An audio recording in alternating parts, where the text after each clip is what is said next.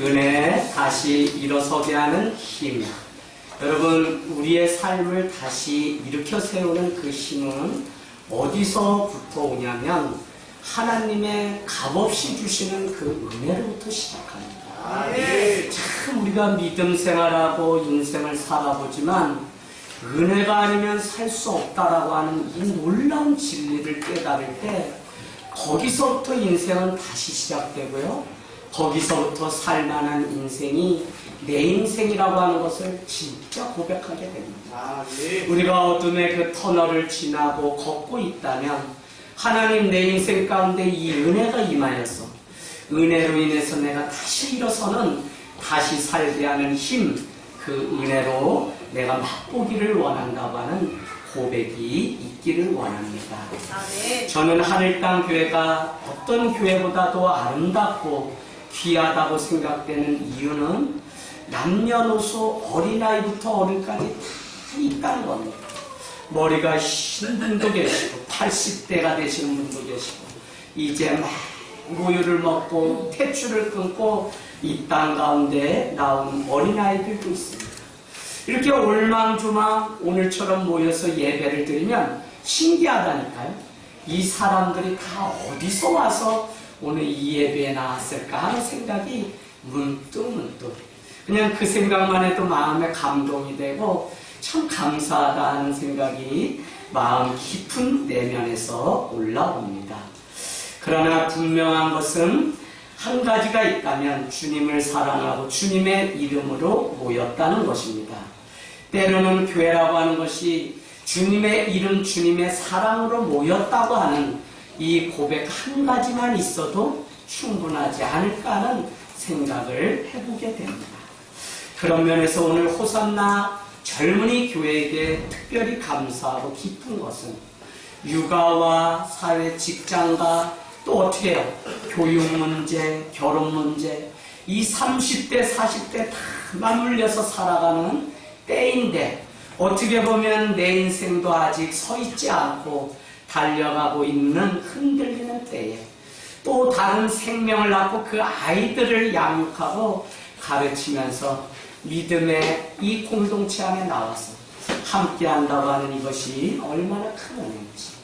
정말 이 호산나 교회야말로 누군가보다도 더 많은 에너지가 필요한 자인데 이 놀라운 사실 앞에 하나님으로부터 조금이라도 그 에너지를 공급받고 살려고 부득불 멀리서 특별히 하늘 땅 교회는 용인, 안성 저기 멀리서들 이렇게 오시는 것을 보면 그 걸음만 봐도 은혜라는 생각이 들고 박수를 쳐주고 싶습니다. 여러분, 인간이 살아가는 데는 많은 것이 필요합니다. 저는 그 중에 최고가 행복이라는 생각을 해보게 됩니다. 복 중에 가장 큰 복이 무엇이에요? 행복입니다. 그런데 여러분, 오늘 말씀을 통해서 행복이라고 하는 것이 꼭 물질의 소유에 있지 않다는 사실을 우리가 발견하게 됩니다. 여유라고 하는 것이 마치 가진 것이 넉넉할 때 누리는 것이 아님을 우리가 알듯이 오늘 있고 없음의 문제가 아니라 내 삶이 행복하고 내 삶이 기쁘다고 하는 것은 이것이 아니라 내 내면 깊은 곳에서 울려나는 그 어떤 것임을 우리는 깨닫고 느끼게 됩니다. 한 번은 여러분, 거지들이 예전에 이렇게 사는 마을이 있었죠? 그래서 그런 어떤 촌에 사는데 그 강 건너에 부잣집들이 사는 그곳에 불이 났다는 거예요. 그랬더니 그 아들이 아버지한테 이야기하기를 이렇게 얘기합니다. 아빠, 저 부잣집 다 타버렸네? 진짜 불쌍하다라고 이야기했더니 거지 아버지가 대답하기를 넌 아빠를 잘 만나서 저런 걱정 안 해도 되니 얼마나 행복하냐고 물었다는 겁니다. 그랬더니 그 아들, 거지 아들이 엄지척을 탁 들면서 아빠 최고야! 라고 한다는 이야기를 들어보면 있고 없음이 우리의 삶을 행복하게 하는 조건은 아니라고 하는 사실을 우리가 한번 같이 보기를 원합니다. 여러분, 저는 살아가면서 주님을 만나고 신앙생활을 잘 참 잘했다고 하는 것이 무엇이냐면 제 안에 어디서 올라오는 그것인지 모르는 그 행복을 발견하게 될 때 감사하고 기쁩니다. 주님 안에서 그 많은 부족함을 탓하지 않고 감사로 바꾼 인생이 되었다는 것이 얼마나 큰 기적인지 모른다는 것입니다. 부족함 때문에 무엇이 정말 우리 삶에 가장 놓치지 말아야 하는 가치 있는 것인지 비로소 배우게 됐습니다. 제가 오늘날 이와 같이 목회를 하는 것이 가장 어려운 것이 뭐냐면 영혼을 사랑하는 일이기 때문에 그 영혼 사랑은 돈을 주고 배워서 할 수 있는 것이 아니다. 정말 내가 어려움을 겪어보고 내가 없어보고 내가 가난에도 처해보니까 정말 가난에 처하고 없고 병든 그 사람의 영혼이 얼마나 귀한지 그 한 영혼의 무게가 너무 크다는 생각 때문에 영혼을 미워하고 영혼에 실족하는 일이 없이 지금까지 목회 여정을 걸어갈 수 있는 것이죠. 부족함 때문에 너무 많으면 내게 있는 것이 얼마나 소중한 것인지 모르고 살아가게 됩니다.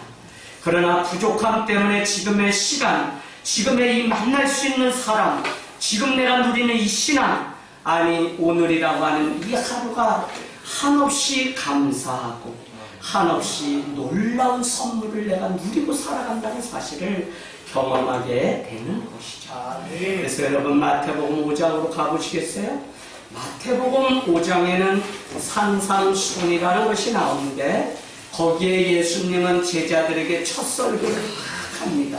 저기 평지가 보이는 그곳에 앉으라고 하시고는 이제 말씀을 하시는데 그 첫 설교가 팔복이라는 것입니다. 8가지의 복. 그 안에 등장하는 복받은 자의 조건은 이렇습니다. 첫 번째, 심령이 가난한 자가 복을 얻습니다. 두 번째, 애통한 자가 복을 얻는다는 것입니다. 세 번째는 의에 줄이고 목마른 자가 복을 받습니다. 네 번째는 긍휼이 필요한 자가 복을 받습니다. 다섯 번째는 의를 위하여 핍박받는 자가 복이 있습니다. 그런데 왜 예수님은 이런 사람이 복을 누린다고 굳이 말씀하는 것일까요? 복이라고 하는 것, 행복이라고 하는 것은 내가 가지고 내가 갖지 않음에 있는 것이 아니라 그것과는 무관하다고 하는 사실을 우리에게 가르쳐주는 동시에 오히려 세상이 말할 때 가난하고 부족하다고 하는 그것이 행복할 수 있다라고 하는 사실도 우리에게 가르쳐주고 있는 것입니다. 그래서 여러분 사람의 타락은 언제 오는지 아세요? 모든 것을 다 이룬 그 성공하고 더 이상 갈 데가 없는 정상에 섰을 때 유혹이 찾아옵니다. 더 만족할 것이 없는지 더 내가 누릴 것이 없다는 그 공허감이 오히려 모든 것을 다 누리고 얻은 사람에게 찾아옵니다.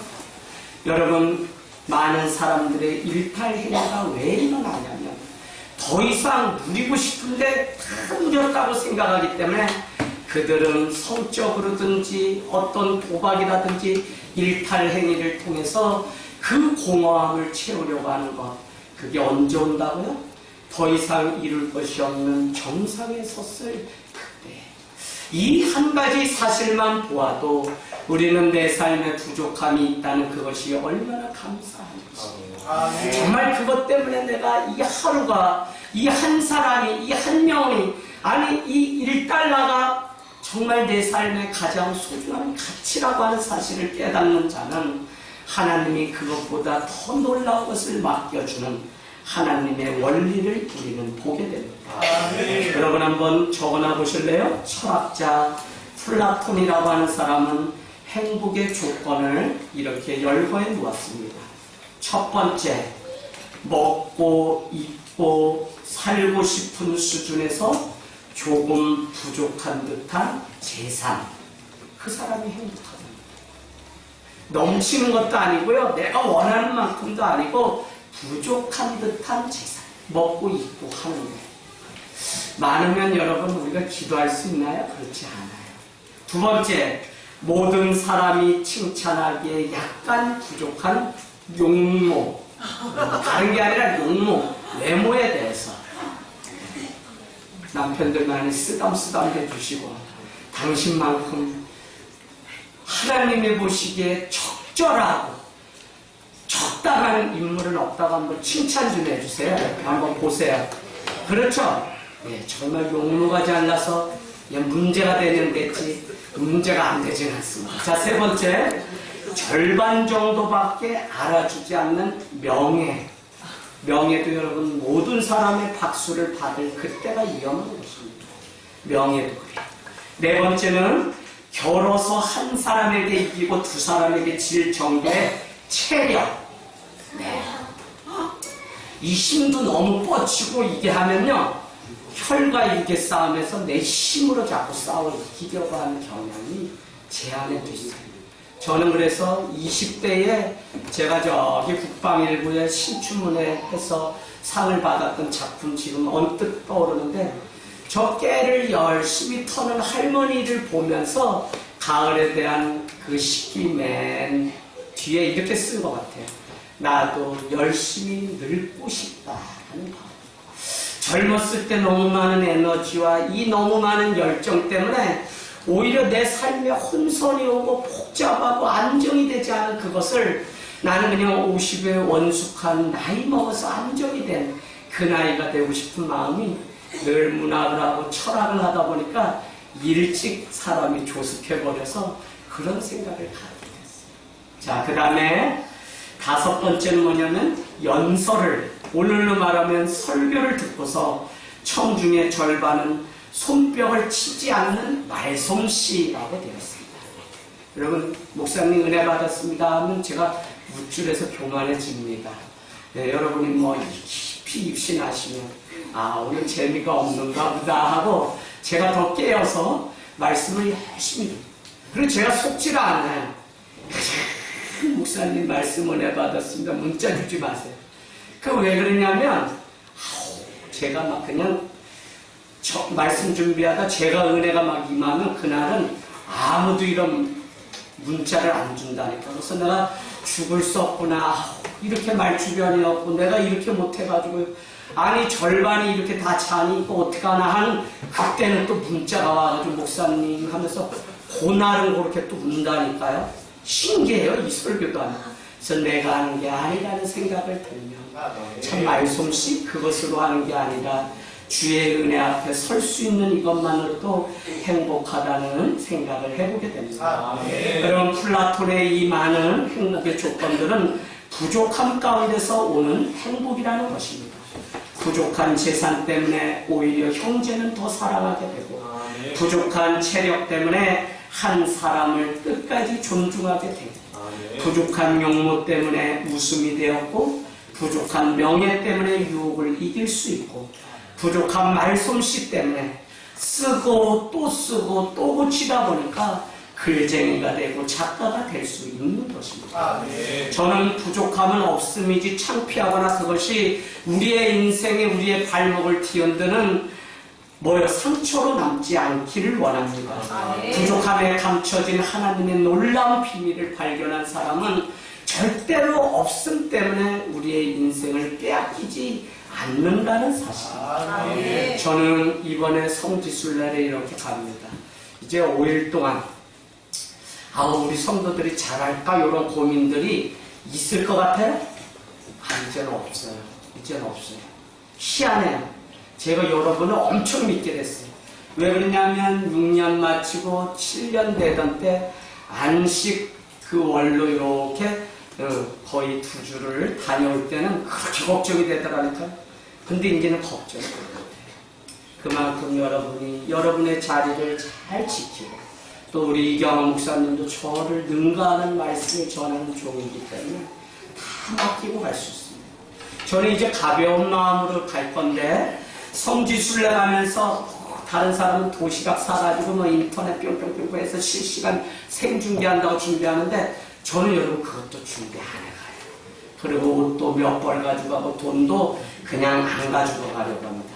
그래서 예수님이 걸으셨던 광야길 이스라엘, 이번에는 이 성경책 펼쳐놓고 이 본문이 여기에 해당하는 지역이구나 좀 천천히 이스라엘 한 곳만 좀 가고 싶어서 이번에 가이드 한 분과 같이 그렇게 가게 됩니다. 제가 어느 책을 보았는데 돈을 많이 가진 사람보다 적게 가진 사람이 더 행복한 여행을 한다고 기록되어 있습니다. 제 경험으로 봐도 돈 가지고 여행사에 탁 보내서 패키지 관광 따라서 이렇게 딱 가면 너무 편하죠. 그러나 적은 돈을 가지고 가면 어떻게 해요? 비록 한국밖에 보지 못해도 내 걸음으로 직접 찾아가기 위해서 지도를 펴놓아야 되고요. 스스로 여행지를 찾아가야 되고 값싼 민박, 그럼 모기와 사투 버려야 되고 또 값싼 기차나 버스를 타고 내 스스로 찾아가는 그 여행을 해야 돼요. 그러다 보면 길거리에서 그냥 포장마차 같은 데서 그냥 점심 정도는 요기하면서 지나가는 일들이 기억에 더 많이 남는다는 것입니다. 오늘 오히려 돈이 없기 때문에 더 깊이 한 나라를 다녀와도 그들의 삶의 애환과 정서까지 느끼고 돌아올 수 있다는 것이죠. 여러분, 있기 때문이 아니다, 없기 때문에 누릴 수 있는 행복도 얼마든지 많다고 하는 사실을 기억하면 우리가 어떻게 살아가는 것이 참다운 삶인지. 여러분, 행복은 채워져서 되는 건 아니에요. 제가 늘 여러분께 말씀드리지만 물질의 노예가 절대 되지 마십시오. 없어도 내 삶, 내 걸음, 내가 하나님 앞에 정해놓은 그 걸음을 갈 수 있다면 그 사람처럼 세상을 다 가진 자도 없다는 사실을 알게 되기를 원합니다. 예수님도 집이 없었습니다. 변변히 입을 옷도 없었고요. 먹을 것도 마땅치 않은 여행을 했습니다. 갈릴리 바다에서 3년 동안 사역을 했고요. 그런가 하면 평생에 7번을 예루살렘 예수님 그 성전에 올라가셨다는 것입니다. 그때마다 예수님은 아무것도 가지지 않고 그렇게 늘 부족한 여행을 떠나셨다는 것입니다. 제자들에게도 70인의 제자를 보내면서 아무것도 가지지 말고 점대나 배낭도 가지지 말고 그렇게 떠나오라고 가라고 말씀하셨던 분이 예수님이라는 사실입니다. 여러분, 저는 돈이 많았다면 정해진 시간에 예루살렘에 말을 타고 가셨을 것이고 그곳에서 무슨 사역 어디 다 정해놓고 이렇게 가셨겠죠. 그러나 예수님은 없기 때문에 주님이 인도하시는 대로 발길 머물다가 주님이 그 집에 들어가서 하루를 자라고 하면 그 집에 머물고, 그래서 가버나움과 같은 베다니와 같은 유독 가는 그 가정에 들려서 하루를 보냈던 것을 우리는 잘 알고 있습니다. 밤이 되면 가난한 나사로의 집이나 죄인의 집에 가서 먹고 주무셨던 것입니다. 오히려 전도 여행을 다니시면서 뽕나무 위에서 예수님의 오심을 간절히 바라는 그 삭개오를 볼 수 있었던 것, 수가성의 남편 5도 내 것이 아니라 만족함이 없던 그 한 여인을 만났던 것, 그런가 하면 12의 혈류병을 앓는 그 여인을 만나기 위해 그 길을 굳이 갈 수 있었던 것도, 그는 오늘날 우리가 말하는 기차나 비행기가 아니라 자기의 발로 도보를 이용해서 가야만 하는 가난한 여행이었기 때문에 가능했다는 것입니다. 참으로 이상하지만 아무 계획 없이 여행을 떠나고 싶은 마음이 큽니다. 아무 음식에나 감사할 수 있고 어느 곳에서든지 감사할 수 있고 한 사람의 저를 향해서 손을 내미는 그 호의 앞에서도 감사할 수 있고 피부 색깔이 다른 이 동양인 이 한 사람의 질문 앞에서 길 안내를 해주는 그 한 사람을 만나도 감사하겠죠. 제가 오늘 아침 저는 안 가지고 가려고 하는데 우리 김가람 목사님, 하늘이 사모님 또 가서 저한테 참치 가져왔냐, 또 컵라면 가져왔냐, 또 깻잎고 가져왔냐, 이럴까봐 제가 또 안 가져왔다 그러면 실족할까봐 이게 챙겨는 제가 가야. 근데 저는 안 먹어도 돼요. 멸치도 안 먹어도 돼요. 이제 저도 거의 뭐 생긴 것도 그냥 동양 저기 인도네시아까지 저를 닮았다고 할 정도면 저는 이제 세계를 다 섭렵한 사람인데 다만 우리 목사님이 걱정이 돼서 제가 좀 준비하고 체크해서 오늘 오후라도 가서 가방에 좀 챙기라고 그렇게 얘기했습니다. 그러나 저 개인적으로는 좀 가벼운 마음으로 떠나고 싶습니다. 뉴욕 콜롬비아 대학교 경영학과의 수나 아이엔나라고 하는 교수가 학생들을 데리고 한 가지 시험을 했답니다. 그 시험은 다른 것이 아니라 두 마켓이 있는데 잼이 한 곳에는 6종류만 있고 한 마켓에는 어떻게 24종류가 있었다는 것입니다. 그러고는 각각 가서 그곳에서 시식을 하고 다시 장소를 옮겨서 이번에는 마음에 드는 것을 구매하십시오 라고 이야기했대요. 그리고는 어느 정도 시간을 주고 다시 모였는데 놀라운 결과치 하나가 무엇이냐면 24종류 잼이 있었던 그곳에서의 구입은 3%.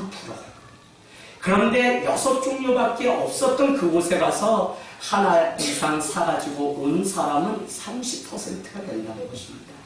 10대 1의 차이를 보이는 그 이유가 무엇일까요?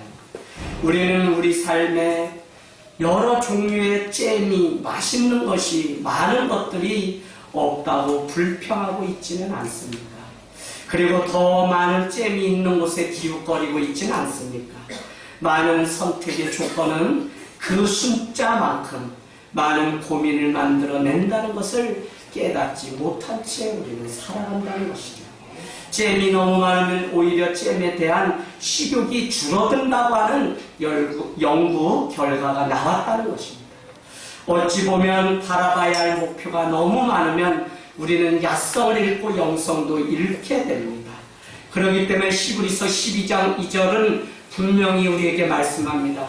믿음의 주요 온전케 하신 예수 그리스도만을 바라보라. 할렐루야. 우리가 하나님이 아니라 너무 많은 세상의 것을 바라보기 때문에 폴 트립이 요즘 제가 읽고 있는 고난이라는 책도 좋은데 여러분께 소개했던 경애라고 하는 그 책의 내용 주제도 우리의 인간의 많은 문제의 대부분의 이유는 사실 인간사 안에서 일어나는 그 문제 같지만 사실은 하나님 한 분만을 경외하지 않기 때문에 일어나는 인간사의 문제라는 것입니다.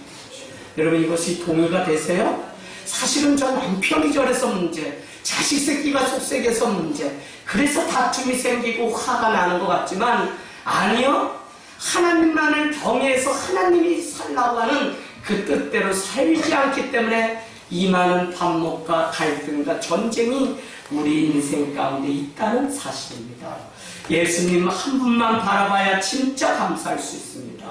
너무 많은 것을 바라보고 인생의 목표로 삼게 되면 그 사람은 너무 많은 불만 가운데 살아가게 되어 있다는 것입니다. 사랑하는 여러분, 옷장에 옷이 많으면 어떻게 되죠? 아침마다 고민하게 됩니다. 필요한 옷만 있으면 고민할 필요가 전혀 없습니다. 그래서 저는 제 스스로가 늘 한 가지 놓치지 않고 살아가려고 하는 다짐 중에 그것은 무엇이냐면 스스로 가난에 처하는 마치 그냥 순례자의 수도사의 그 삶을 할 수만 있으면 더 가난함을 자원해서 살려고 하는 마음이 있습니다. 교회가 어떤 혜택을 주려고 해도 제가 할 수만 있으면 그것을 내려놓고 또 늦춰서 더디 그 행복을 내가 맛보더라도 스스로 가난에 처할 수 있는 성도의 삶이 바로 그리스도를 쫓아가는 삶이라는 사실을 깨닫게 되면서 이것이야말로 나를 지킬 수 있는 마지막 방법이고 이것이야말로 수도사들이 그 광야길을 가며 아무것도 자기를 위하여 집 한 채 가지지 않는 삶이었다는 사실을 깨닫게 되는 오늘날 성도나 아니 기독교의 타락은 너무 많은 것을 누리고 가짐이 마치 축복이라고 착각하는 그것 때문에 우리가 그렇게 살아가고 있다는 것입니다. 여러분 오늘 4장 13절 볼까요? 사도 바울은 오늘 말씀을 통해서 진정한 행복이 무엇인지 그 비밀을 우리에게 가르쳐 줍니다. 13절 함께 읽겠습니다. 시작. 내게 능력 주시는 자 안에서 내가 모든 것을 할 수 있습니다. 아멘. 아멘. 여러분 이 말씀은 어디 개업을 하거나 가정집에 갈 때 아주 그냥 많이 가지고 가는 말씀입니다. 뭐든지 할 수 있다라고 하는, 마치 그냥 잘 될 거야 라고 하는 최면을 걸기 위해서 기록된 말씀이 아니라는 사실입니다. 여러분, 바울은 그것을 말씀하려는 것이 아니라 그가 모든 것을 할 수 있다고 말할 수 있는 이유는 여러분 무엇일까요? 만족함이 어디에 있는지 알았기 때문에, 내가 예수 그리스도 안에 있으면 나는 모든 것을 할 수 있다고 스스로 고백하고 있다는 것입니다. 저는 여러분, 성도의 삶은 달라야 하는데 바로 이와 같이, 정말 여러분 중에 혹시 상처가 남아 있습니까? 저는 상처에 관심을 가지고, 상처도 이 심리 상담 많이 연구를 하고 책도 많이 보면서 제가 가지고 있는 상처의 결론은 무엇이냐면, 기준이 나에게 있기 때문이며, 만족이 아니라 그 불만족에서 오는 비교 의식이라는 것 때문에 상처는 여전히 우리에게서 떠나지 못합니다.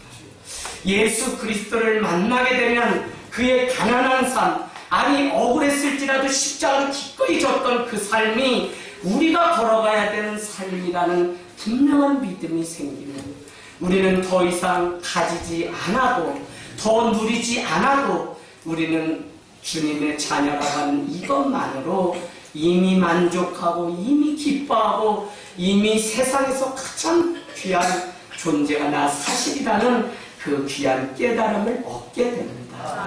여러분, 제 자신이 예수님을 만나길 참 잘했다, 별 볼 일 없던 내 인생 정말 훌륭하게 멋지게 살려고 하지만 다 그 안에 감추고 싶은 상처의 흔적들이, 마치 산에 가면 화정민들이 태운 그 불, 화마에 걸려서 그 소나무 그냥 응어리 그 군데군데에 그 고통의 자리에 뭐가 나와요?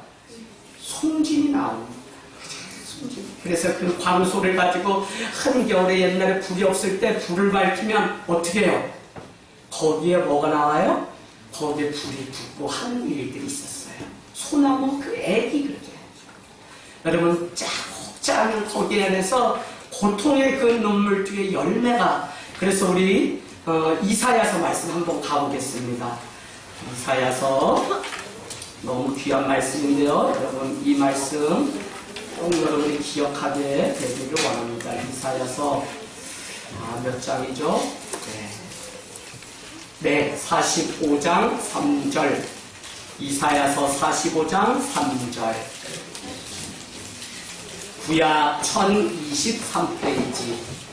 구약 1023페이지 이사야서 45장 3절. 우리 같이 읽겠습니다. 시작. 내게 흑암 중에 보아와 은밀한 숨은 재물을 주어 내 이름을 부르는 자가 나 여호와 이스라엘의 하나님인 줄을 내가 알게 하리라. 아멘. 포로된 이스라엘 백성들에게 위로해 줄 수 있는 그것은 너희가 이 흑암에 곧 거칠 거라는 것이 아니라, 아니 너희가 눈물 쏟고 감추고 싶고 지나가고 그냥 내 인생이 없었으면 하는 이 상처에 임하는 시간들, 그 시간을 오늘 흑암으로 우리에게 표현하고 있는데, 흑암 뒤에 뭐를요? 보아와 은밀한 곳에 숨은 재물을 주어서 여호와 하나님의 그 이름을 부르게 하시겠다고 약속하고 있는 것입니다. 그러고 보면 다윗의 고백처럼 상처, 그 고난은 우리를 무너뜨릴 수 있는 것이 아니라 우리의 인생이 진짜 인생으로 써가시는 하나님의 방법이라는 사실을 우리는 깨닫게 됩니다. 여러분, 상처 때문에 나의 훼손된 그 인격, 상처로 두지 않고 우리는 한 영혼을 그 상처로 인해 위로하고 그를 보듬고 그를 안아줄 수 있는 성숙한 사람, 그 사람이 바로 주님의 제자입니다. 우리는 오늘 이 말씀 빌립보서 4장 11절을 같이 보는데요, 내가 궁핍함으로 말하는 것이 아니라는 것입니다. 내가 지금 궁핍하기 때문에, 내가 가난하기 때문에 말하는 게 아니라, 내가 아무것도 누렸지 않기 때문에 없어도 행복할 수 있다고 내가 말하는 게 아니라는 거예요. 가난에도 처하고 내가 풍부에도 처해 봤는데 나는 오늘 반드시 여러분에게 드릴 말씀이 있다는 것입니다. 그것은 다른 것이 아니죠. 나는 그 안에서 어떤 형편에서든지 자족하기를 배웠다고 11절 말씀을 우리에게 하고 있습니다. 여러분, 가난을 부유함으로 바꾸었다고 지금 성경이 표현하고 있지 않습니다. 가난이 부유함으로 바뀔 거라고도 말하지 않아요. 그리고 여러분, 배고플 때 요술을 부려서 빵을 만들어내는 능력도 아닙니다. 하지만 그는 모든 상황 속에 감사하는 마음을 가졌다고 오늘 말씀하고 있습니다. 12절을 보면 나는 비천에 처할 줄도 알고 풍부에 처할 줄도 알아. 모든 일 곧 배부름과 배고픔과 풍부와 궁핍에도 처할 줄 아는 뭐요? 일체의 비결을, 하나님의 뜻을 내가 배웠고 발견했다고 고백하고 있습니다. 여러분, 병원에 많이 가게 되죠. 신방 가게 돼요. 지난주도 말씀드렸지만 그곳에 갔다 올 때마다 그냥 걸을 수 있는 게 감사해요. 그냥 대장 말길에서 이렇게 막 주머니 차고 밥으로 이렇게 빼는 거 보고 복수 차는 거 보면 그냥 먹을 수 있는 것만으로도 감사해요. 목사님 오셨는데 일어나려고 제가 제발 누워계세요 해도 목사님 예의가 있죠. 그런데 제가 누워계세요. 근데 여러분, 처음에는 다 그런 예의도 지킬 수 있었지만 사실 이제는 누워있는 것조차도 힘들어서 밤새 남들 다 자는 그 시간에는 잠 못 이루고 고통에 뒤척이다. 새벽이 밝아오는 그 시간에 겨우 우리 잠을 청하는 많은 사람들의 삶을 봅니다. 그냥 잘 수 있는 이것, 그냥 오늘 머리 베개 대면 그냥 잘 수 있는 이것도 얼마나 감사한 일인지 모른다는 생각이 듭니다. 여러분, 가난에도 배고픔에도 어떠한 부족함에도 바울은 자족하고 만족하였고 그 비밀을 알았다고 말씀하고 있습니다. 오늘 분명한 것은 만족은 누가 채워주는 것이 아니라는 것입니다. 오늘 있는 그대로를 인정하고 그 안에서 다시 살게 하는 그 힘이 만족이라는 사실을 깨닫게 되길 원합니다. 현실은 눈물이고 지우고 싶은 일들 뿐이고 조금도 바뀌지 않는 현실이지만 여전히 상처를 끌어안고 살아가야 하지만 하나님은 그곳을 피하라고 말씀하신 것이 아닙니다. 오히려 그곳에서 진정으로 우리 내면 깊은 곳에서 울려나는 그 만족함을 누리라고 말씀하고 있습니다. 세상 사람들은 그런 사람을 향해서 교회를 다니지 않아도 이렇게 얘기합니다. 당신 보니까 내공이 보통이 아니다. 여러분, 신앙생활이 세상 사는 것과 다르지 않아요. 우리는 세상을 살다가 무슨 별난 곳에 와가지고 우리들끼리만이 사는 이 무슨 안전한 곳에 와 있는 것이 아니라 교회도 세상 속에 존재합니다. 그렇기 때문에 성도는 은혜를 받고 세상으로 다시 나가는 것이 당연한 삶입니다. 그곳에는 미움도 있고 핍박도 있고 그곳에는 우리가 피하고 싶은 많은 순간이 기다리고 있다고 해도 우리는 여전히 그 세상 속에서 당당히 살아내야 되는, 우리의 삶의 나이테가 커지면 커질수록 거기에 옹이가 박혀서 더 이상 그 상처를 끌어낼 수 없을지라도 그 상처가 오히려 전화이복되어서 많은 사람들을 살리고 위로할 수 있는 도구로 만드는 진짜 인생이 우리의 인생이 되기를 원합니다. 가난에도 배고픔에도 어떤 부족함에도 바울은 만반의 준비를 끝낸 사람입니다.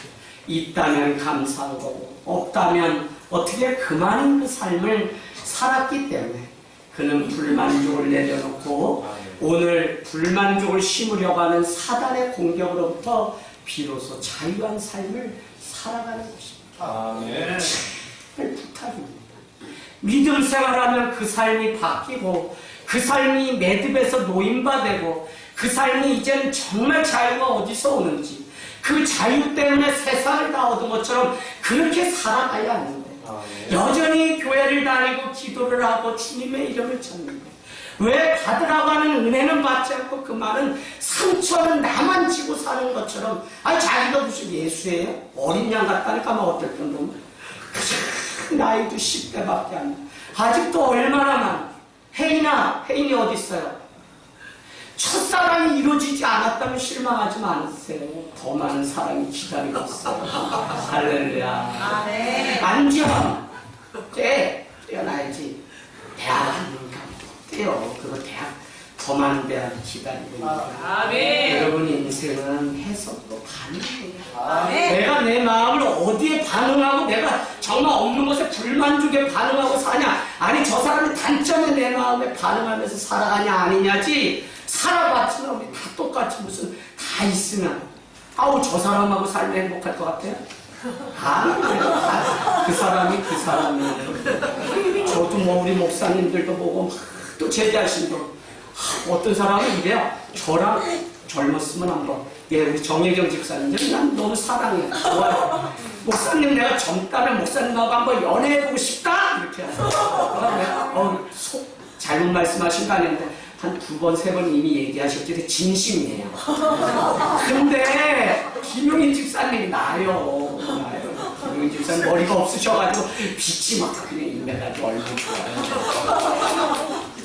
저는 키도 작고 맞고도 작아가지고 사람 바꿔보면 뭐 다른 광명이 오는 게 아니라 있는 남편 아내에게 만족하기를 주님의 이름으로 축복합니다. 저는 목회를 하면서 많이 배웠어요. 특별히 개척하고서 지금까지 하나님의 손길을 보면 볼수록 감사뿐인 것 같아요. 석 달, 넉 달 살 방법이 없어서 이것저것 다 해약하고 다시 부교역자로 돌아가야 하나 하는 생각. 남들은 뭘 하면은 풍된다는데 이놈 못 사는 수준이 낮나 이렇게 유명한 목사를 알아보지 못하고 오지게 않다. 제 스스로 자괴감에 빠져서 죽겠다니까요. 아내도 나를 늘 존경한다 그러고 그랬는데 그냥 이 못난 남자 한 사람 만나서 개척 안 한다고 근데 주의 영광이 임할 거라고 해서 그래도 8개월 반대하다가 이렇게 개척했는데 1년은 어떻게 버티겠는데 그 다음부터는 깨고 하니까 뭐가 없어요. 근데 아이들은 삐약삐약 울고 젖 달라고 하지 젖도 안 나온다 그러지. 그러다가도 논밭에 나가 기도하면 죽으면 죽으리라는 그 사명이 불타오른다니까요. 그러면 기도합니다. 하나님 저는 정말 주님이 아까 우리 찬양 고백처럼 나를 만드십니까? 나를 부르십니까? 나를 보내십니까? 하나님이시고 많은 곳에서도 이 오산에 보냈기 때문에 내 손으로 내 입으로는 절대 움직이지 않겠습니다 하고 또 고백을 해요. 그러고는 은혜 받고 또 자고 일어나면 또 뭐가 없다고 그냥 어렵고 힘든 거죠. 그래서 어느 곳에서 불러주지 않나 하고 불러주면 가야 되겠다 그런 마음이 또 여기까지 가득 찹니다. 저는 하나님과의 그 앞에서 늘 있는 그대를 인정하고 그 싸운 싸움이 지금까지 싸운 것 같아요. 그래서 아내도 그렇게 믿었는데 아내마저 지쳐볼 때는 이 목회자도 남자도 그냥 어디 가서 공장에서 하루 출근해 하면 그냥 100만 원이라도 주면 지금보다는 어쨌거나 부자니까 어쩌면 하나님이 보내셔도 애들 라면 끓여줘야 되는 애들만 80명을 2년 동안 하는데 그냥 씻기고 먹이고 그 사역만 2년 동안 뭘 애들이 헌금해야 얼마나 해요. 애들이 와가지고 먹다 라면 뭐 불었다 들줬다 삐지지 않고 가면 다행히 사역을 한 2년을 그냥 그렇게 했던 거예요.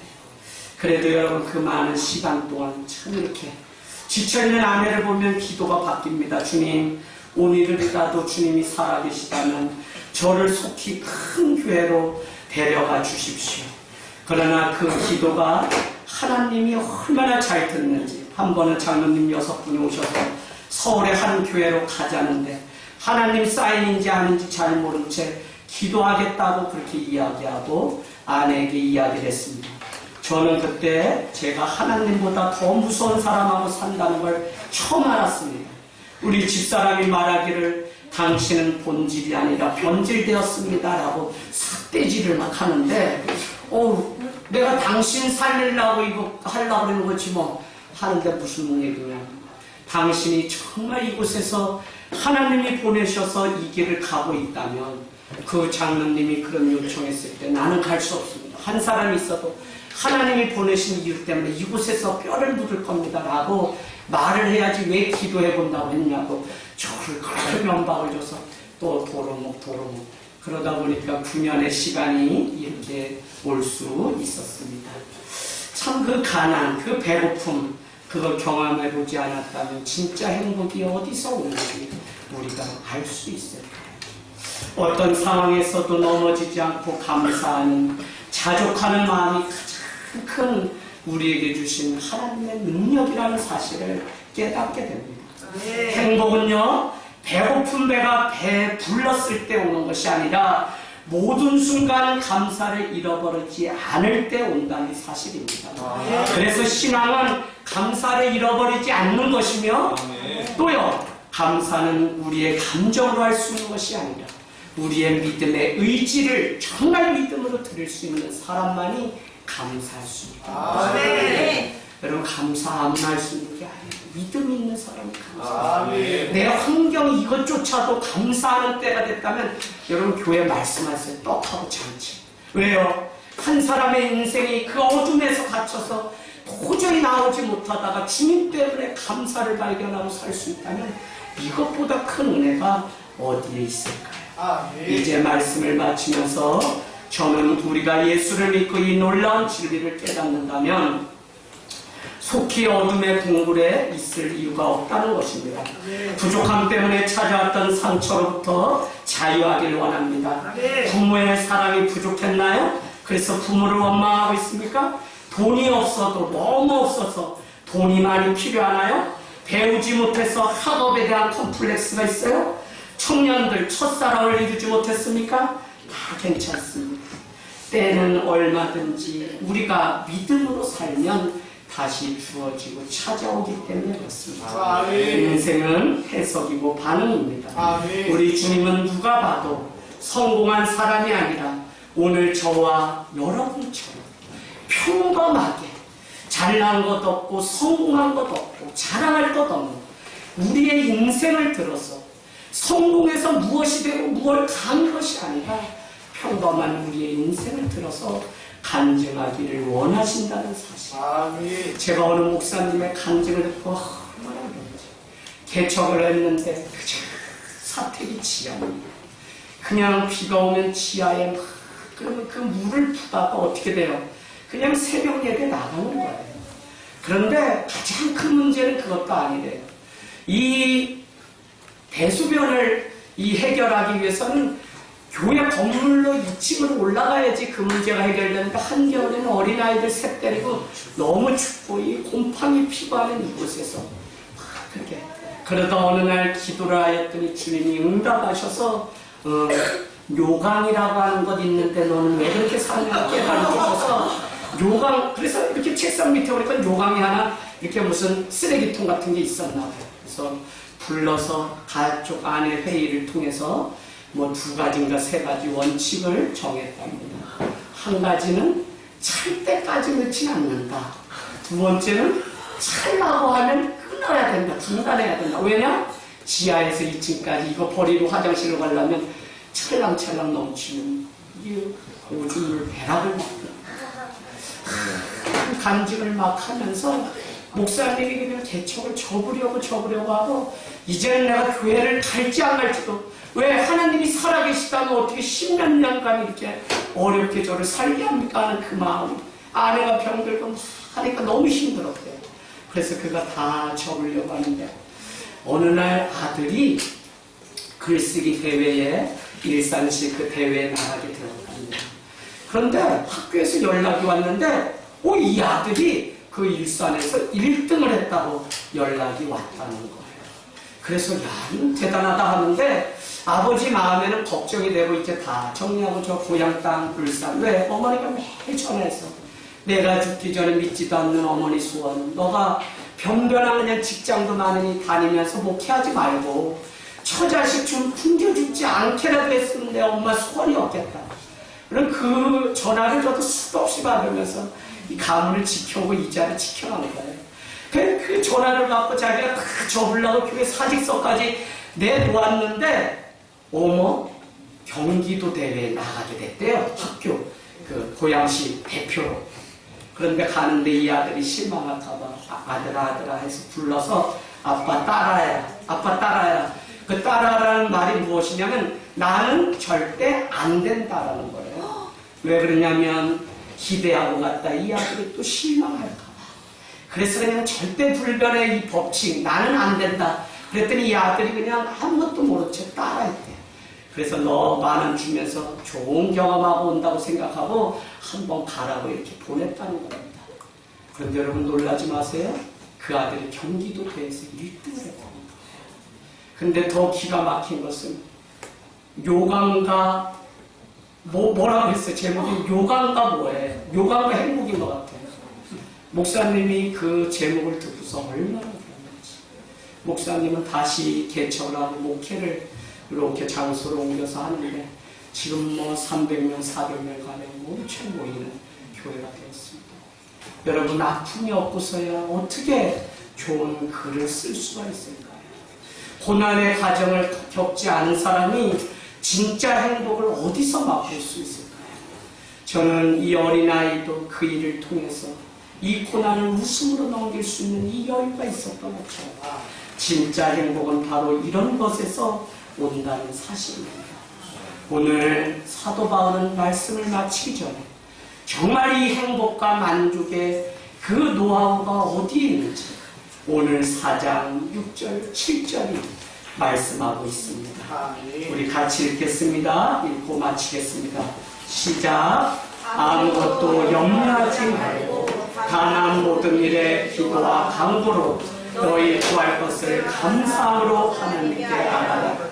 그리하면 모든 지각에 뛰어난 하나님의 평강이 그리스도 예수 안에서 너희 마음과 생각을 지키시리라. 아멘.